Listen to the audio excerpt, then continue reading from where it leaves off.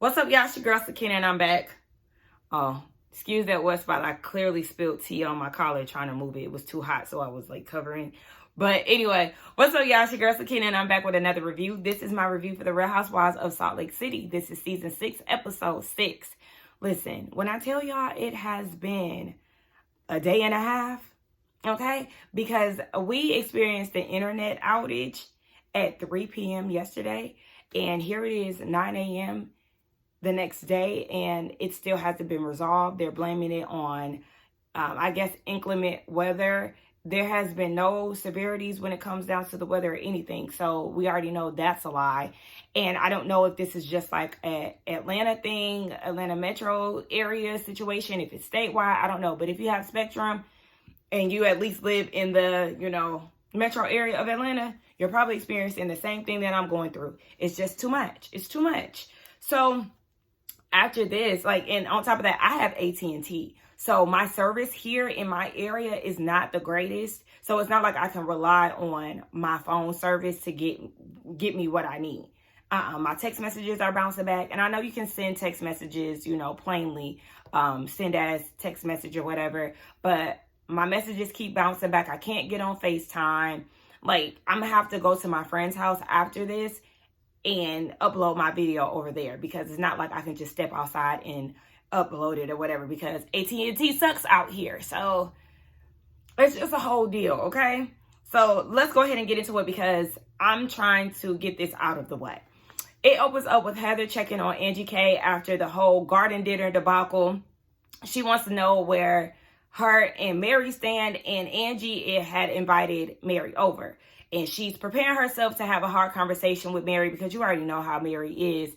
And she said that back then she was closer to Lisa than she was to Mary. Now she's closer to Mary and could care less where she is with Lisa. All that matters is where she stands with Mary at this point. And speaking of Lisa, Angie is like, Lisa is a waste of time. She feels like she's wasted all these years with her. Lisa is bringing out a side of Angie that she doesn't like to see. She ends up feeling guilty for the way that she lashes out and things. So it's like she knows that she doesn't really need to be around Lisa. She said that the way that she was acting was because she was protective over everyone. It wasn't just about her, because she's so tired of the constant reoccurring takedowns. And so she just feels basically like the relationship with Lisa doesn't serve her anymore.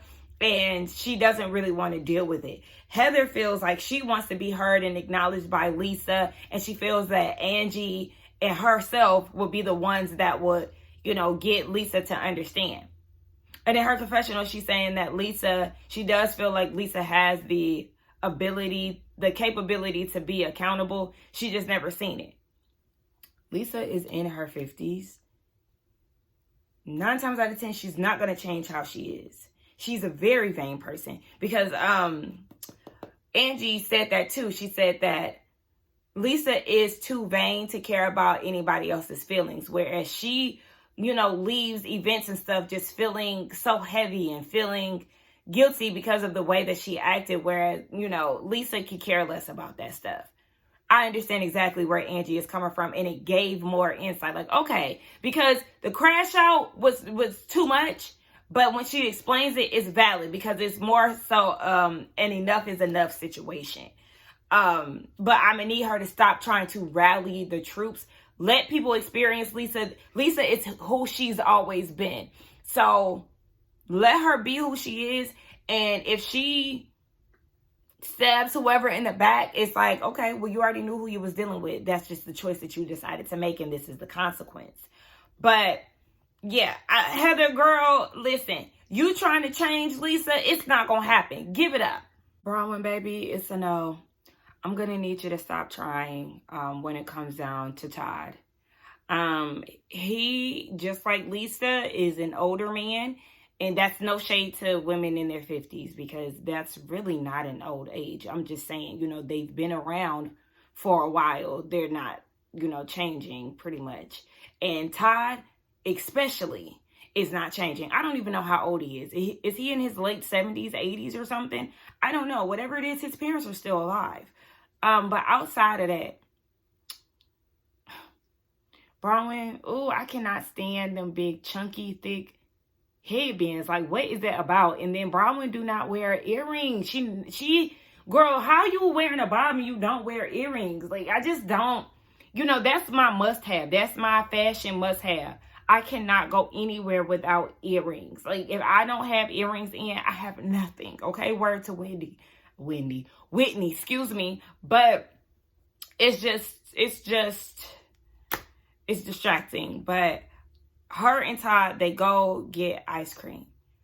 We already knew he was in a pissy mood. The body language and everything just gave. He didn't want to be bothered while they were ordering the ice cream. So then they sit down and have a conversation. And y'all already see the way that Bronwyn is with her husband. She puts on this soft-spoken voice, and it's kind of like, it's a little timid and, just kind of walking around on eggshells. I noticed that. And then she's telling him about the dinner that Whitney was hosting. He does not care. She keeps going on and on about Lisa, and that's what irritates me. This group of women and their obsession with Lisa is too much for me. Again, she is not that girl, and I'm going to need Angie and Bronwyn to be completely fuckless when it comes down to Lisa. It's too much. It's too much, especially coming from Bronwyn. Because we know that she has these insecurities that she needs to heal and work through. And I appreciate that she acknowledges it, but it's too much.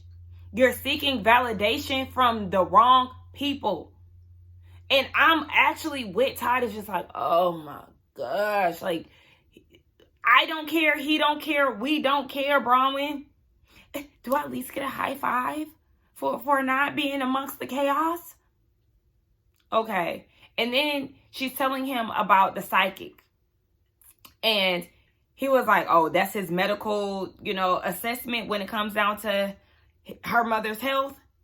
And she was like, I need you to stop doing that. You know how hard it is when I feel like, you misunderstand me. She gets emotional. And then she says, I'm trying to tell you something fun.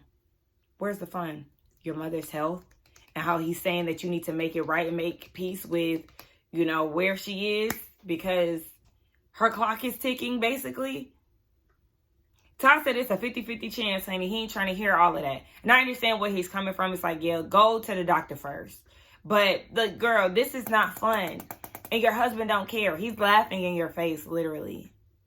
Like, I thought he was supposed to be changed or whatever. Oh, I guess he wasn't supposed to be mean. But he's still fuckless. And that's never going to change. He doesn't like any of this. I feel like Todd, when people talk about how men just are uninterested, for me, Todd is a whole nother ball game because he's an older man. Like, we've seen Juan and Greg and all these other husbands just be completely fuckless. But this is another type of, like, this is a whole nother level. This man is a old fart who can care less about anything. So it's like, girl, you need to stop trying to make him care because he doesn't. John and Lisa, they have a conversation about the psychic and how he pointed out their lack of communication. And I said, oh, well, we see it right out the gate because Lisa is telling him what the psychic is saying. And John goes to say, well, he probably thinks this because, or whatever. He starts to go into this conversation. Lisa cuts him off as if he was never talking. As if he was never talking. So we already see how we got a glimpse of what their conversations most likely look like. So, yeah, she's telling him about, their communication issues and things. And she says in her confessional, which she gave us the best look thus far. Goodness, thank you for the cowboy look because, girl, you've been looking a mess. But anyway, she says that there is no catalyst to where her and John are communication-wise. It's pretty much been like this since they got married because the lines are blurred between business and marriage. And so she feels like a lot of the weight is on her because she works and she manages the house. I said, manage the house in what way? I need details. Because it seems like you're not that hands-on with your kids. y'all eat fast food, so it's not like you cooking. You don't give me, you're a cleaning type of girl. Like, what is it that you manage around the house? And what is it that you do exactly? Because we only know you to do Sundance, and Sundance is once a year. We know that y'all have opened this lounge. Okay, so are you hands-on with that? Like, I need to know, what is your official job title? Prior to you being on this show, what was your job title? Oh, I want a chicken sandwich. Oh, I need to go find a chicken sandwich somewhere today. Maybe like a fried mushroom sandwich or something. Ooh, it hit me hard too. But yeah, like, what is it? What does John do? Y'all are busy. Oh, I forgot. See that tequila, girl? I forgot all about that. But yeah, I don't know. Girl, I'm gonna keep it a buck. Lisa says she feels like she's taken for granted. And y'all know I do not be on the side of men. And I do not know the ins and outs of their marriage. But I feel like I understand why John is the way that he is. He says that, when they talk, she doesn't want to hear what he thinks because she already thinks that she's right. We see the way that she is with the women of this group. So I can already imagine how she is with someone she's extremely comfortable with. Like her husband, I can see that. And she was like, you told me the other day that I could listen to show you what you're saying what you're saying matters. And she was like, there is some truth to that. And she said that John checks out. I could see why. She's so self-absorbed. It's crazy. Lisa is literally in her own world majority of the time. Hence why Angie even said that, yeah, she's too vain to care about anybody else's feelings.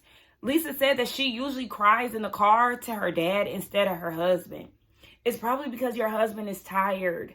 He is tired. Like, I can see that, and I hate to be on the side of the man, but I really can.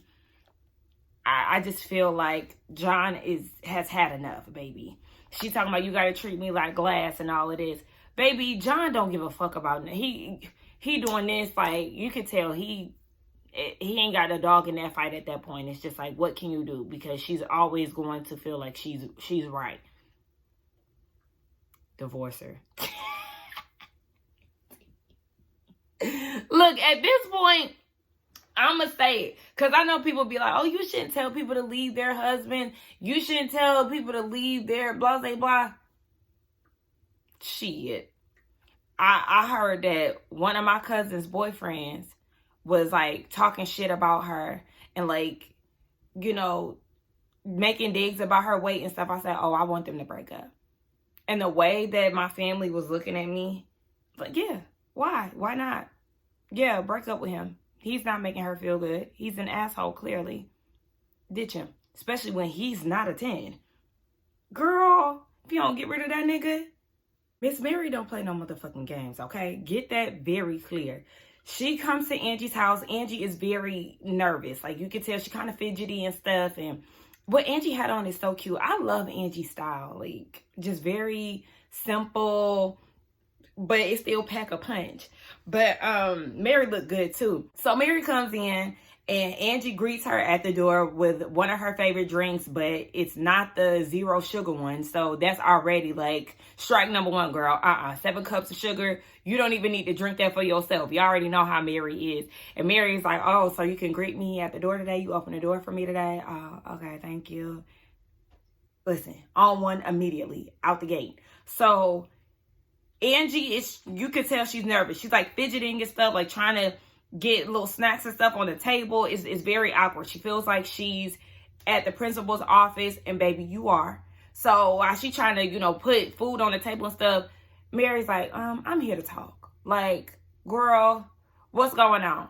Angie apologizes, and she was like, she just feels like she was bullied, and she doesn't like that. She feels like she was dealing with the bully at the playground. And Mary hit her with, and that's what you're becoming. All right.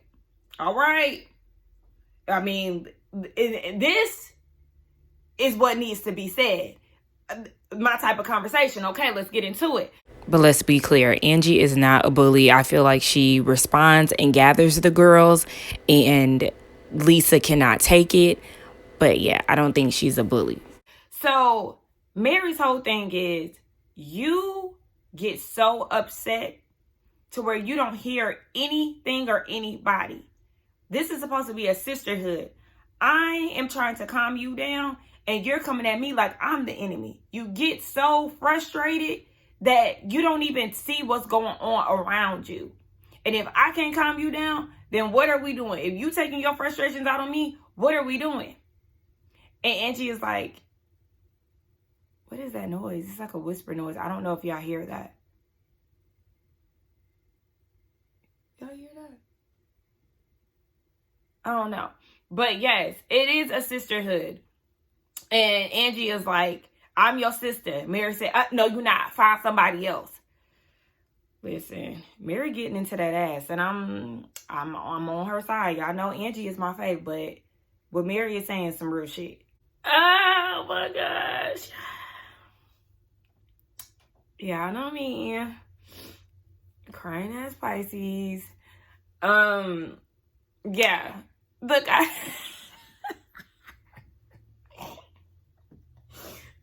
forgot what I was about to say. But yeah, Mary's whole thing is, y'all, I forgot. Hold on. Okay, I'm back. So Angie was saying that she doesn't want to have to walk on eggshells with Mary, for her being herself. And Mary was like, you're not yourself. Like, you were throwing tantrums. Oh goodness. Oh gosh. But she was like, you haven't been yourself lately. You've been very mean and throwing tantrums and stuff. And she was like, Mary said, like, when you made fun of my fart. So they do a flashback to a week ago with Angie, Bronwyn, and Mary all hanging out at Angie's house. Mary farted, and so she had kept farting. So at this point, they put her in another chair. And Bronwyn and Angie sat on a sofa together. And she was like, you know, you just kept saying it or whatever. And then the dog farted. And you can't even smell my farts because I eat healthy. The dog done funked up the whole place. And you making fun of my farts. How you know I never had to experience your farts?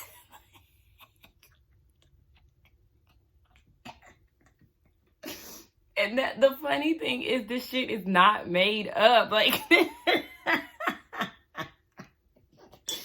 it's too much. But yeah, so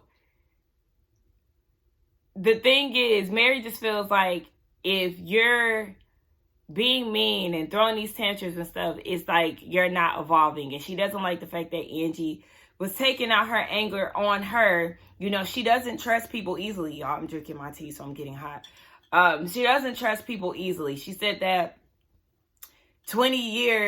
every 20 years, she finds somebody that she can trust. And she didn't even want to hold Angie's hand, but Angie is holding her hand. And she was like, look, you know, I love you, all this nice stuff. And it just tugged on my heartstrings, especially when Mary was like, I can't imagine life without you. Like, oh my gosh. And that's why I was crying, because it's like, I just love beautiful connections, real authentic connections. And yeah, like, I feel like this is the stuff that we need to see. But I need Mary to stop being so quick to cut Angie off. Like, yes, friendships are going to have ups and downs, conflicts and things, but don't be so quick to cut her off, especially when you say things like this, because you know that you love her. Like, it's okay to be guarded, but, you know, consider the source. That's what I always say. Consider who this person is that's making you feel like this. This is not an easily disposable person, so don't treat them as such. So Lisa and Heather meet up because they're going on an island somewhere outside of South America. I don't know what the island is, but I guess this is like a running thing now because we know Potomac is going to the islands for their domestic trip. I guess the domestic trips ain't that domestic no more. Maybe they ran out of cities. I don't know. But yes, they're going to the island. So Lisa's trying to throw a dig at Angie. Oh yes, Angie will finally be able to experience a yacht. Like, Angie ain't never been nowhere.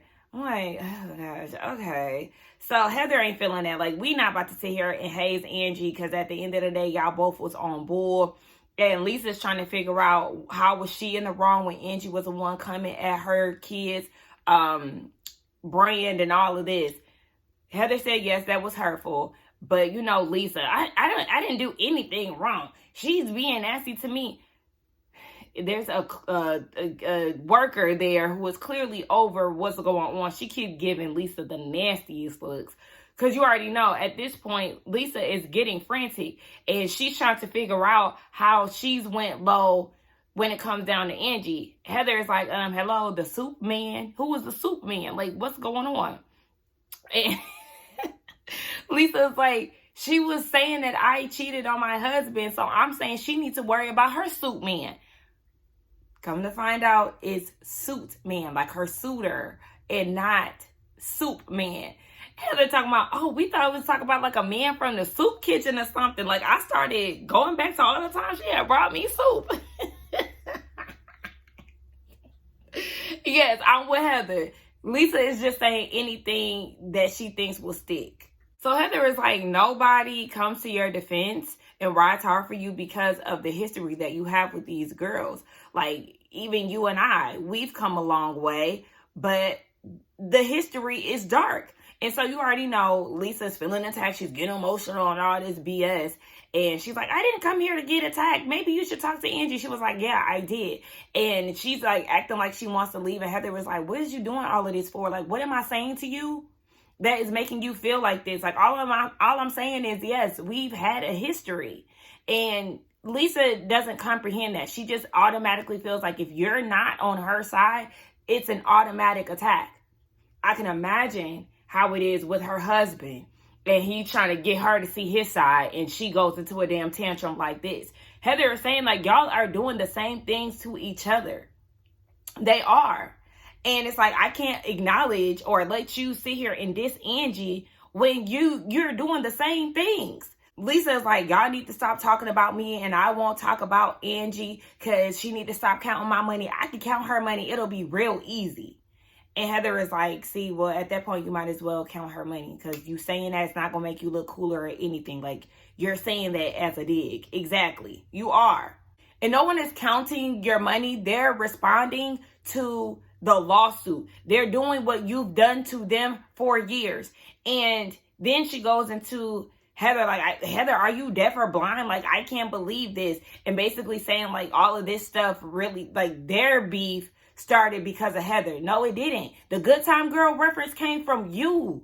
You're the one who referenced her as a hoe essentially in college. And she responded, and then you felt attacked. You became the victim all of a sudden. Then she goes and says, you know how much I put up with Heather? I'm glad I could give you a book title. See, Heather, that's not your friend. She already called you broke in your face and basically a peasant. And now she just putting up with you. She's just putting up with you because she needs a number. She needs people on her side, and you like to blindly follow. But it seems like you're starting to come around to seeing the shit for what it is. Thank you, because this whole time you've been running around, oh no, Lisa's this, Lisa's that. Well, thank you for reminding yourself that y'all do have a past, a dark history, let you say it. Lisa's whole thing is Angie don't want nobody to say nothing to her. Same goes with you. Then Lisa claims that she can move forward. Girl, no, you can't. They literally rekindled, and Lisa started the beef up again. Girl, please. And Heather was like, when I hear Angie say these things, she's not wrong. Like, yes, we've all felt bullied, you know, at some point when it comes down to all of this stuff. You're a risky trend. And she was like, y'all both, you know, this is a lose-lose situation. She's just trying to get them to come together, take accountability so they can move forward. Good luck, okay? But finally, thank you, Heather, for calling the shit out and saying what it is instead of being a blind follower. Oh, this outage is really starting to grind the fuck out of my gears. I'm on the scene with Britney and her daughter, which is awkward, by the way, extremely awkward. Like, the hug that they tried to give, the story that Britney tried to tell about the steaming coffee. Like, you could tell that the relationship is really strained. Like, there is no connection. It's just the oddest thing to watch.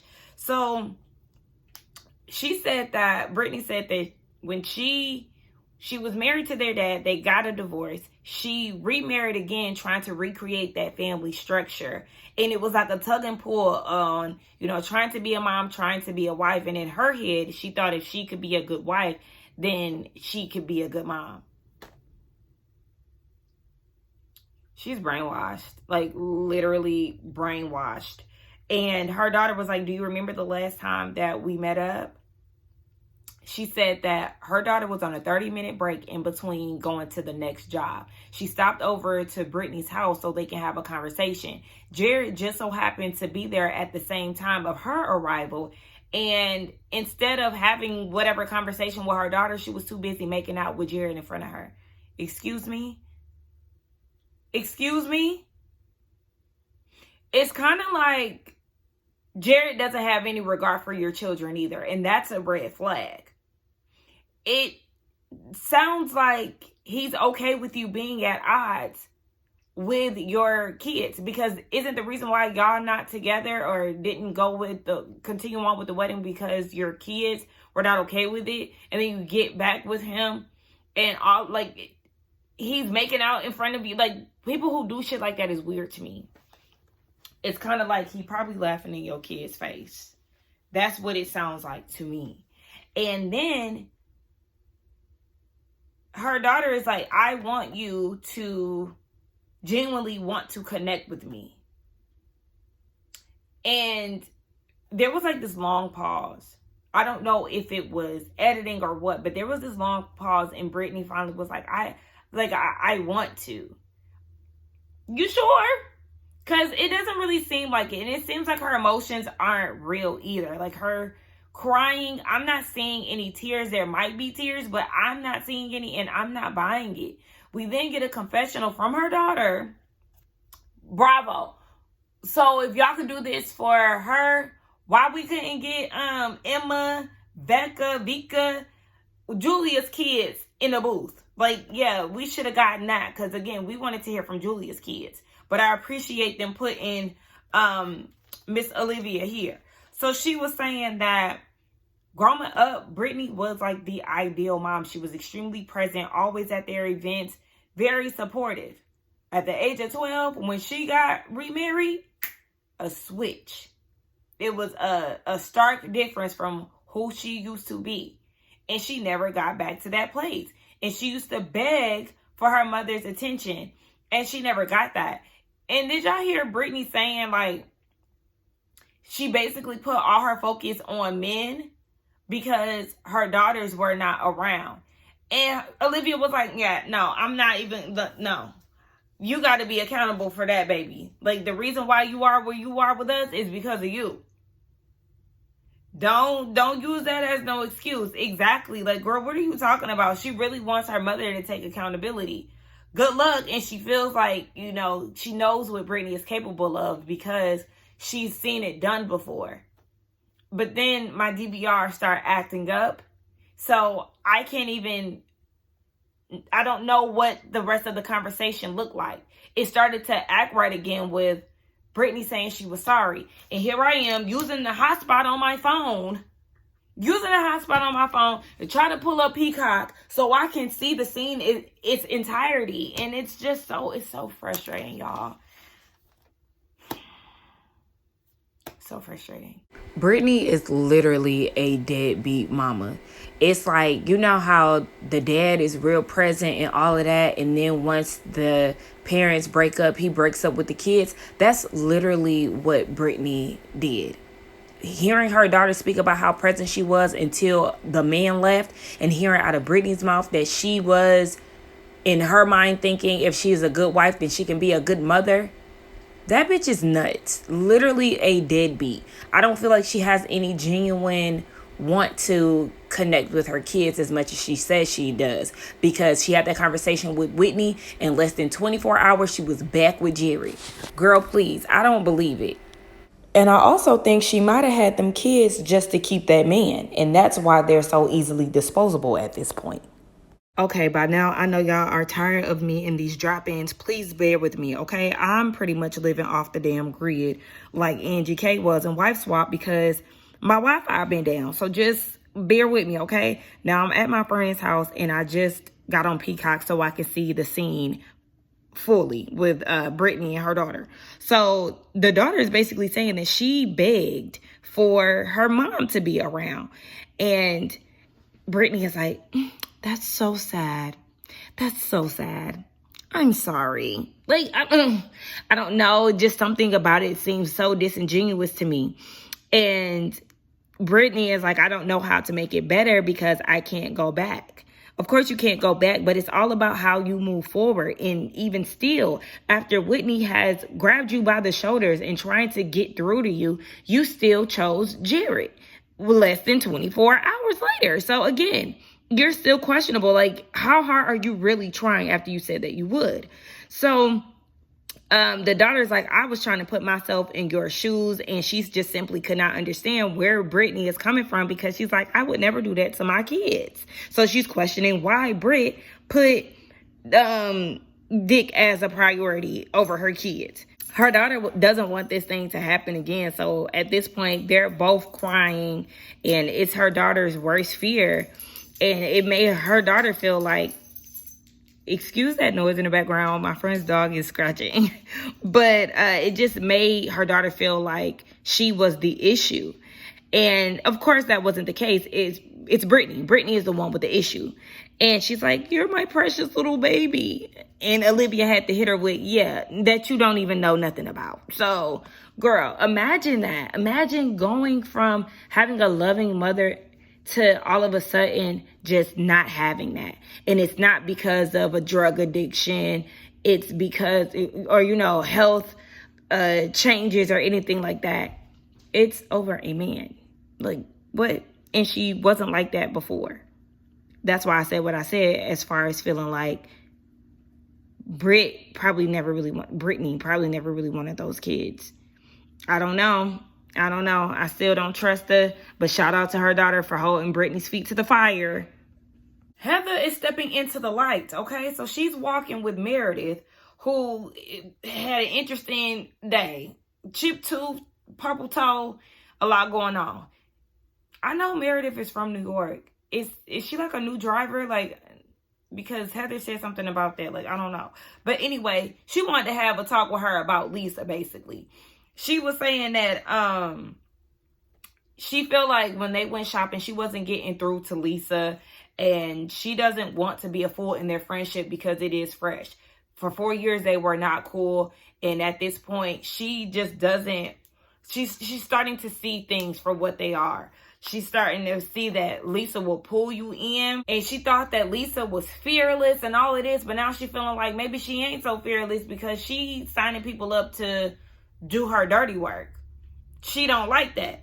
And so she's trying to figure out what's going on with Lisa. She's basically the same person that she's been. There's no evolution. She wants to know why Meredith has forgiven her. And Meredith is like, because she apologized profusely. Heather is like, yeah, because she was caught. Like, she couldn't go back on that. It was on camera with the whole from New York shit, the hot mic situation. And Meredith is like, well, what if what Angie is saying is not true? Heather is like, girl, you know damn well it tracks. It's definitely Lisa's MO. Like, hello, wake up. And Heather believes what Angie is saying about Lisa asking her to dig up dirt and all of that. Meredith is choosing not to go down that route because her and Angie, their relationship hasn't always been the best. So she feels like Angie could have ulterior motives with this. But yeah, I'm with Heather. If there's a history that shows that. Do what you will, Meredith. I mean, it is what it is. She's choosing to believe Lisa. But I'm very shocked to see that Heather is now in this space where she really is like, yeah, I don't know. Cause her thing is, she's wondering if she'll be next. As you should. Again, because I've said this before, you can't ignore y'all's history in the way that Lisa operates. So yeah, keep your head on a swivel. Y'all are in a good space, but I want to know what is really so enjoyable about being Lisa's friend. I'm not going to hold y'all. Lisa, she has funny moments and stuff, but she seems so insufferable to me. Like, why do y'all want to be her friend so bad? I don't understand it. But yeah, Meredith, go ahead, let her be. She's talking about no friend should be digging up dirt. But your friend do that. Again, that's one of those things where you just gotta let them be, let them have their own experiences. And when the clown comes back to bite, it just is what it is. So Angie and Mary go over to Whitney's house, and Whitney is like, Mary, you're the bougiest of the bougiest girls out of the group. You need to do this preference sheet so they can know how to, service you while we're on this yacht. So, she's requesting her 03 Dom Perignon, some blueberries, parfaits, all this stuff. And they were like, have y'all spoken to Bronwyn? It's some stuff in the blogs surrounding her name with identity theft, grand theft, fraud. Huh? So then we flash over to a scene with Bronwyn and her husband, Todd. And she was saying that it was some things brought up from her past when she made some mistakes back in college. She had an eviction notice. She hasn't committed anything currently, but I guess they was trying to make it seem like some of this stuff was current. She said the case ended up getting dismissed and sealed, so she cannot talk about anything that went on, like any of her involvement. And so this looks bad on them personally and professionally, professionally for Todd specifically, and she apologized for that. And they're thinking it could have potentially been Lisa. Maybe not. And you know how Todd feels about that. Why you want to be around them? Why you going on this trip? I wouldn't piss on her if she was on fire. Baby, he cannot stand Lisa, okay? And she was like, yeah, she doesn't know if this was Lisa for sure. But he was like, if you decide to go on this trip, I don't want to hear you complaining when you get back home about what she's done and all of that. And I can understand where he's coming from with that. But listen, this is reality TV. They have conflict. She's going to talk about it. She's going to go on this cash trip. Like, this is a part of the game, baby. You need to get with the program, okay? I understand you don't want to hear it, but this is her job, okay? So I don't know what's going on with this case. It is giving Lisa takedown. I'm not mad at it. It is kind of odd all of a sudden that this decade-old case has resurfaced. I don't know. But let me say this, just because it sounds like something Lisa would do doesn't mean that she is the one that's actually behind this. I don't want to just jump on it and be like, oh, yes, she absolutely did it. But this is why you don't do people wrong or you don't develop these bad traits, because she could very much so be innocent. But because of her history of doing so, people are automatically going to believe that it's her behind this. So, yeah, I don't want to just jump on it, but I'm not sure. But what y'all think about it? Let's get down in the comments and talk. 10 years. How old is Bronwyn? 10 years ago. Was you in college 10 years ago? Bronwyn wasn't in college 10 years ago, was she? I don't know. Honestly, it's been dismissed. It's sealed. So it's just like, what you want us to do with this? I don't know. It probably was Lisa because, again, it does track. But y'all let me know what y'all thought about it. Let's get down in the comments and talk. Don't forget to like, comment, and subscribe to my channel. Y'all fill me in if I missed anything as far as the Britney and her daughter scene. Put that in the comments as well. Yeah, like, comment, subscribe, hype, and all those good things. And I will see y'all in the next one, hopefully with some Wi-Fi. Bye.